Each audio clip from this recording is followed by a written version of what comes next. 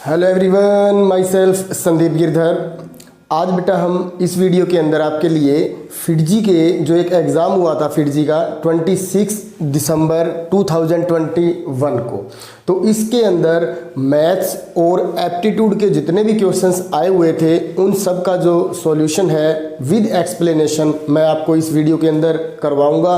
और जिन जिन बच्चों ने ये पेपर दिया था वो अपने अपने आंसर जो है वो मैच कर सकते हैं, और जिन क्वेश्चंस के अंदर आपको लगता है कि ये हमारा जो क्वेश्चन है गलत हुआ है तो वो इन फ्यूचर यदि कोई आप एग्ज़ाम दो तो उस टाइप का कोई क्वेश्चन यदि आता है तब आपका वो गलत नहीं होना चाहिए, क्योंकि गलती एक बार की जाती है, बार बार वही सेम गलती करना अच्छी बात नहीं है।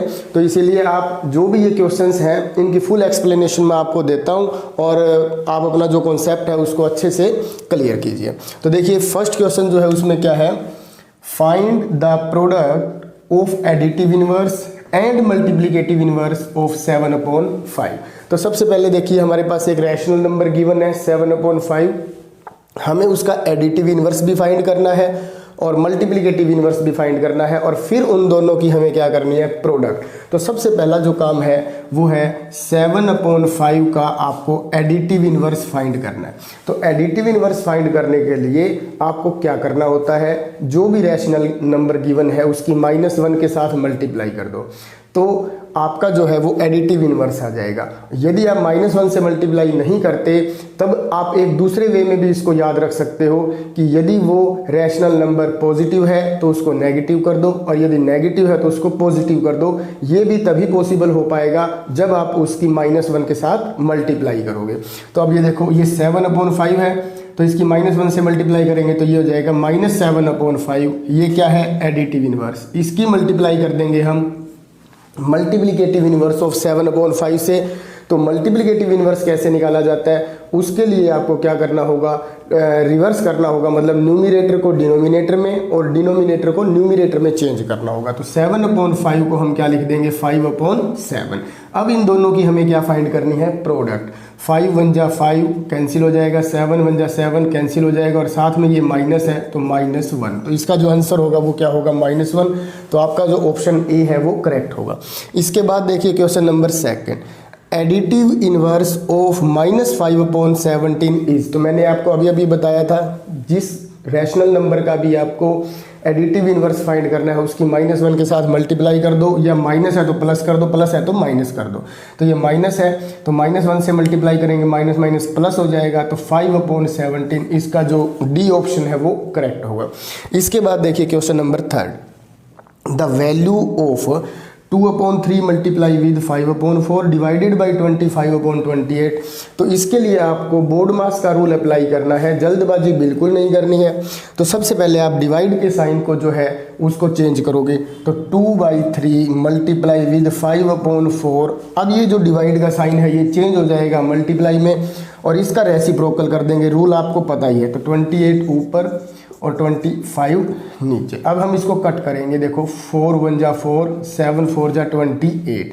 इसी तरह से 3 की टेबल में कोई नहीं कट हो रहा, तो 5 1 जा 5, 5 5 जा 25। अब देखो ऊपर 7 2 की मल्टीप्लाई कर देंगे 14, और नीचे देखो 3 और 5 की मल्टीप्लाई कर देंगे 15। तो आपका जो आंसर है वो 14/15, इसका जो बी ऑप्शन है वो करेक्ट होगा। अब देखिए नेक्स्ट क्वेश्चन। अब देखिए इसके बाद जो है question number 4 most important question है बेटा ये, by selling an article for ₹200। तो देखो एक आर्टिकल है जिसको सेल करने पर a man gains 25 rupees, find his gain percent. तो उसका हमें बताना है गेन परसेंट क्या होगा। तो आर्टिकल का जो सेलिंग प्राइस है वो है 200 रुपीज़, और जो गेन उसको जो प्रॉफिट हुआ है वो है 25 रुपीज़। तो हमें ये बताना है कि गेन परसेंट कितना है। तो इसके लिए देखो एक मैं आपको दोनों तरह से बताता हूँ। देखो सबसे पहले हम सीपी फाइंड कर लेते हैं, उसका कॉस्ट प्राइस क्या है। तो सीपी फाइंड करने का एक डायरेक्ट फॉर्मूला है, और मैंने एक्सप्लेन भी किया हुआ है एक वीडियोज़ के अंदर, एसपी और सीपी। तो एक बार आप सर्च करना, उसमें आपको पूरी डिटेल मिल जाएगी। तो देखो सीपी फाइंड करने के लिए हमें फॉर्मूला ये यूज़ करना है, एसपी मल्टीप्लाई विद 100 अपॉन में 100 प्लस में गेन परसेंट। तो इस फॉर्मूले में हम क्या करेंगे, ये वैल्यूज़ पुट कर देते हैं, बट इसके अंदर हमें गेन परसेंट पता होना ज़रूरी है, पर इस क्वेश्चन के अंदर हमें गेन ओनली गिवन है, परसेंट नहीं पता। तो एक और शॉर्ट फॉर्मूला मैं आपको लगवा देता हूँ। तो देखो सेलिंग प्राइस हमारे पास कितना है 200 रुपीज़ और गेन हमारे पास 25 है। तब हम सेलिंग कॉस्ट प्राइस निकालने के लिए क्या करेंगे, 200 में से 25 को माइनस कर देंगे तो 175 रुपीज़ जो है वो क्या हो जाएगा, कॉस्ट प्राइस हो जाएगा, क्योंकि कॉस्ट प्राइस 175 है और फिर हमने उसको 200 रुपीज़ में बेच दिया, तो इसका मतलब हमें प्रॉफिट कितना हुआ 25 रुपीज़ का। तो इसलिए कॉस्ट प्राइस हमारे पास 175। तो अब हमें गेन परसेंट फाइंड करना है। तो गेन परसेंट फाइंड करने का फॉर्मूला होता है gain upon CP multiply with 100। तो गेन फाइंड करने के लिए आपको 25 ऊपर 175 नीचे मल्टीप्लाई 100। 25 से इसको हम कट करेंगे, डायरेक्ट भी कट कर सकते हो या फिर 5 की टेबल पे कट कर सकते हो आप इसको। तो यहाँ पे ये देखिए क्या आ जाएगा 7 आ जाएगा। टोटल भी कट कर सकते हैं इसको और या फिर वैसे कट कर लो। तो 7 से ये कंप्लीट नहीं होगा तो 100/7। तो 100/7 को हम डेसिमल की फॉर्म में लिखते हैं। 7 1 जा 7 3, फिर 7 4 जा 28 2, फिर डेसिमल लगा दो, फिर 7 2 जा 14 और फिर 6 आ जाएगा। देखो 14.2 समथिंग। तो ये वाला जो C ऑप्शन है, वैसे हम इसको आगे कर सकते हैं पर हमें पता लग रहा है इसके अंदर 14.285 जो है इसका आंसर होगा। ये वाला फॉर्मूला हम कब यूज़ करेंगे, जब गेन परसेंट दे रखा हो तब। पर हमें डायरेक्ट ही गेन गिवन था तो हम इस फॉर्मूले से CP निकाल लेंगे, SP माइनस में गेन करके। CP आने के बाद ये फॉर्मूला लगा देंगे और गेन परसेंट आ जाएगा। इसके बाद देखिए question number 5। In a quadrilateral ABCD, देखो हमारे पास एक क्वाड्रिलेटरल है ABCD जिसमें only AD is parallel to BC। ये जो AD है यही पैरेलल है सिर्फ BC के, AB और DC पैरेलल गिवन नहीं है। तब आपको ये बताना है which type of quadrilateral is ABCD। तो ABCD जो है ये किस टाइप की क्वाड्रिलेटरल है। तो पैरेललोग्राम नहीं हो सकता। पैरेललोग्राम में तो दोनों पेयर जो है अपोजिट क्या होते हैं, साइड्स के पैरेलल होते हैं, पर इसमें एक ही पेयर पैरेलल गिवन है। दूसरा ट्रेपीजियम, यस ये जो ट्रेपीजियम है ये इसका हो सकता है, क्योंकि किसी भी क्वाड्रिलेटरल में यदि one pair of opposite side parallel given है तब हम उसको क्या कह सकते हैं, ट्रेपीजियम कह सकते हैं। रोम्बस हम इसको नहीं कह सकते, नन ऑफ दीज तो है ही नहीं। तो इसका मतलब इसका जो B ऑप्शन है वो करेक्ट होगा। अब इसके बाद देखिए 6th question. In the given figure hope is a parallelogram. आपको एक क्वाड्रिलेटरल दिखाई दे रही है HOPE। तो इस क्वाड्रिलेटरल को हमें क्या कहा गया है, ये क्या है, पैरेललोग्राम है। The sum of angle X and Y। तो X और Y दोनों एंगल्स की अलग अलग मेजरमेंट फाइंड करके तब हम इसका क्या फाइंड करेंगे, सम फाइंड करेंगे। तो ये देखिए इसके अंदर आपको पता है कि ये एक पैरेललोग्राम है। तो इधर देखना HE और OP दोनों ही पैरेलल होंगे क्योंकि अपोजिट साइड इक्वल भी होती है, पैरेलल भी। और HP क्या है, इसकी ट्रांसवर्सल है। तो आप यहाँ से ये देख सकते हो ये Z फॉर्म बन रही है। तो ये एंगल 40 और ये एंगल X दोनों आपस में क्या होंगे, इक्वल होंगे। इसका क्या रीज़न देंगे हम, alternate interior angles are equal. तो X जो है वो किसके इक्वल हो जाएगा, 40 डिग्री के। अब हमारे पास देखिए यहाँ पे 40 डिग्री एंगल आ गया है। अब हम इसको एक्सटीरियर एंगल प्रॉपर्टी यूज कर सकते हैं। देखो ये एक्सटीरियर एंगल क्या है, 70 डिग्री। और आपको पता है एक्सटीरियर एंगल प्रॉपर्टी क्या होती है, sum of the opposite interior angles. तो इसमें ये 40 है और प्लस में ये Y है।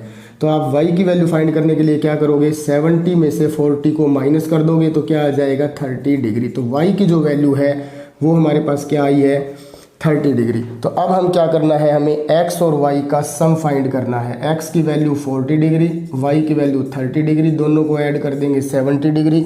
तो आपका जो ऑप्शन नंबर C होगा वो करेक्ट होगा। अब देखिए नेक्स्ट क्वेश्चन। तो देखिए अब इसके बाद जो क्वेश्चन नंबर 7 है, मोस्ट इंपॉर्टेंट क्वेश्चन है। इसके लिए आपको थोड़ा सा मैं डिटेल में बताऊंगा। If the length of diagonal of A square is 7 centimetre. जैसे आप सभी बच्चों को पता है स्क्वायर के अंदर जो भी चारों साइड्स होती हैं वो क्या होती हैं, इक्वल होती हैं। तो अब ये जो डायगोनल है, इस डायगोनल की लेंथ क्या होती है, इसको हम इसकी साइड के इक्वल कभी भी नहीं ले सकते हैं। तो यहाँ पे हम एक काम करते हैं, मैं आपको प्रैक्टिकली बताता हूँ। मान लेते हैं ये हमारे पास एक साइड है स्क्वायर की A, तो ये भी क्या हो जाएगी A, ये भी क्या हो जाएगी A और ये भी क्या हो जाएगी A हो जाएगी। तो इस डायगोनल की लेंथ कैसे निकाली जाती है? आपको पता है कि ये एक राइट एंगल ट्रायंगल है, और राइट एंगल ट्रायंगल के अंदर जब हम पाइथागोरस थ्योरम यूज़ करते हैं तो हम डायगोनल की वैल्यू फाइंड कर सकते हैं। तो देखो डायगोनल की लेंथ फाइंड करने का फॉर्मूला क्या होता है? बेस का स्क्वायर प्लस परपेंडिकुलर का स्क्वायर, वो इक्वल होता है किसके? हाइपोटेन्यूज के स्क्वायर के। तो इसमें देखो बेस हम क्या लेट करके चले हैं? ए, तो ए का स्क्वायर, और इधर से परपेंडिकुलर भी क्या है? ए, तो ए का स्क्वायर किसके इक्वल आ जाएगा? हाइपोटेन्यूज के। ये हाइपोटेन्यूज है, तब ए स्क्वायर प्लस ए स्क्वायर क्या हो जाएगा? 2a स्क्वायर, और ये हो गया एच स्क्वायर। तो एच की वैल्यू निकालनी है। एच यहाँ पे रिप्रेजेंट कर रहा है हाइपोटेन्यूज को, और वैसे इस क्वेश्चन के अंदर क्या है? ये डायगोनल भी है, तो दोनों की वैल्यू सेम होगी। तो अब h के ऊपर जो स्क्वायर है उसको हम हटा करके कहाँ ले आएंगे? लेफ्ट साइड में 2a स्क्वायर का स्क्वायर रूट हो जाएगा। तो अब h की वैल्यू हमें फाइंड करनी है। 2 का तो परफेक्ट स्क्वायर नहीं होता, रूट 2 ही रहेगा, पर a स्क्वायर का जब हम स्क्वायर रूट करेंगे तो कट के क्या आ जाएगा? a आ जाएगा। तो हाइपोटेन्यूज जो है, या जिसे हम डायगोनल बोल सकते हैं, वो डायगोनल जो हो गया हमारा, वो किसके इक्वल है? रूट 2a के। अब आप देखिए डायगोनल की लेंथ हमें क्या गिवन है? 7 सेंटीमीटर। तो यहाँ हम लिख देंगे 7 सेंटीमीटर, और ये हो जाएगा रूट 2a। तो हमें अब a की वैल्यू फाइंड करनी है, मतलब इसकी साइड बतानी है हमें क्या होगी। तो a की वैल्यू फाइंड करने के लिए हम 7 को डिवाइड कर देंगे रूट 2 से। तो 7/√2, पहले हम चेक करते हैं क्या ये एज इट इज आंसर है या नहीं। यदि नहीं है तो फिर इसकी हम रैशनलाइजेशन करेंगे। तो देखो ये नहीं है, एज इट इज़ नहीं है, तो अब हम यहाँ इसकी रैशनलाइजेशन करते हैं। तो देखो रैशनलाइजेशन कैसे की जाती है? नीचे रूट 2 है तो आप ऊपर भी रूट 2 से मल्टीप्लाई कर दो, और नीचे भी रूट 2 से मल्टीप्लाई कर दो। इसे बोलते हैं रैशनलाइजेशन करना। तो देखो 7 की रूट 2 से मल्टीप्लाई करेंगे तो क्या आ जाएगा? 7√2, और नीचे जो है रूट 2 की रूट 2 से मल्टीप्लाई करेंगे तो क्या हो जाएगा? 2। तो ये हमारे पास क्या आ गया? 7√2/2 सेंटीमीटर। तो इसका जो ए ऑप्शन होगा वो करेक्ट होगा। अब देखिए इसके बाद इसका जो क्वेश्चन नंबर 8 है उसमें हमें क्या करना है? If a is equal to 5, b is equal to 7, then find the value of a square plus b square plus 2ab। तो देखो आपके पास दो मेथड है, या तो a और b की वैल्यू को यहाँ पे रख कर इसको सिंप्लीफाई कर दो, या फिर ध्यान से देखोगे तो ये हमारी एक आइडेंटिटी भी बन गई है, a square plus b square plus 2ab। तो a प्लस b का होल स्क्वायर, इसको हम इसके इक्वल लिख सकते हैं। और a की वैल्यू क्या है? 5, और b की वैल्यू क्या है? 7, और इन दोनों को ऐड करके इसका स्क्वायर कर देंगे तो 5 + 7 क्या हो जाएगा? 12। तो 12 का स्क्वायर क्या होता है? 144। तो इसका जो डी ऑप्शन होगा वो क्या होगा? करेक्ट होगा। अब इसके बाद है क्वेश्चन नंबर 9। तो क्वेश्चन नंबर 9 के अंदर देखिए हमें क्या गिवन है? फैक्टराइज करना है इसको। वैसे इसके भी दो मेथड है करने के। देखो y2 से y2 को हम कट कर सकते हैं, दोनों मेथड से मैं आपको बताता हूँ। देखो ये y2 माइनस है, ये y2 प्लस है, दोनों कैंसिल हो जाएंगे। x2 + x2 कितना हो जाएगा? 2x2, और फिर क्या रह जाएगा? माइनस का 2xy। तो अब इन दोनों में से देखिए 2x कॉमन ले लेंगे, अंदर क्या रहेगा? x माइनस में y। तो इसका जो ऑप्शन नंबर ए है वो क्या होगा? करेक्ट होगा। एक मेथड तो ये था। दूसरा मेथड ये भी हो सकता है, x2 - y2 को हम लिख सकते हैं x minus y, x plus y, और इधर से देखो ये x2 + y2 - 2xy, इसको हम आइडेंटिटी को फॉर्म में लिख सकते हैं x माइनस वाई का स्क्वायर।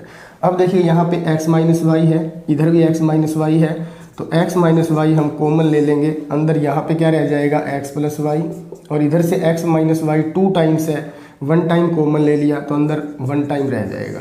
तो अब देखो ये x माइनस वाई और मल्टीप्लाई विद माइनस वाई से plus y cancel, x plus x क्या हो जाएगा? 2x। ये और ये दोनों सेम है। देखो इसमें 2x आगे है, इसमें 2x पीछे है, दोनों सेम। पर आपको जो मैंने पहले करवाया था वो ज़्यादा बेटर रहेगा। वैसे ठीक ये भी है।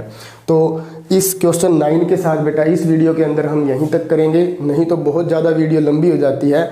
ये हमारी फर्स्ट वीडियो है। इसके बाद सेकंड वीडियो के अंदर मैं बाकी जो मैथ्स के क्वेश्चन बचे हुए हैं उसे करवाऊंगा, और फिर एक वीडियो और बनाएंगे हम उसके अंदर जो इसी पेपर की एप्टीट्यूड टेस्ट है, जो कि बहुत इंपॉर्टेंट रोल प्ले करता है, उसके भी आपको विद ट्रिक्स मैं आपको पूरे सॉल्यूशन करवाऊंगा। Thank you and have a nice day.